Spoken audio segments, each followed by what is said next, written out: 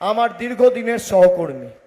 2014 সালে আমি যখন তৃণমূল যুব কংগ্রেসের সভাপতি হই, ও আমার রাজ্য কমিটির ভাইস প্রেসিডেন্ট ছিল। ও ছিল, হিরণ ছিল। হিরণ এখন বিয়ে করেছে, বাড়িতে দুটো বউ, সোহমের একটাই বউ। তাই যাদের আদর্শ আছে তারা তৃণমূল করে, যাদের আদর্শ নেই তারা বিজেপি করে। তো শুনলেন আদর্শবাদীর কথাবার্তা। তো আমি নিজের থেকেই কিছু বলবো না, এই ভিডিওটার কমেন্ট বক্সে গিয়ে চেক করব যে পাবলিকদের কি রিয়াকশানটা এসছে। এই চাটা অভ্যেসটা সোহমের গেল না। আচ্ছা, কাঞ্চনের 3টে বউ, হিরণের একটা বৈধ বাবা, আর তারপর একটা ড্যাশ ড্যাশ, আপনারা বুঝে নিন।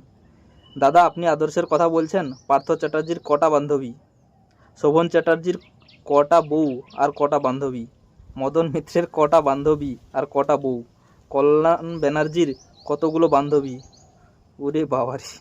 তবে এইসব আদর্শবাদী কথাবার্তা বলে কখনো মানুষের সামনে হিরো হওয়া যায় না, সত্যিকারে আদর্শবান হতে হয়।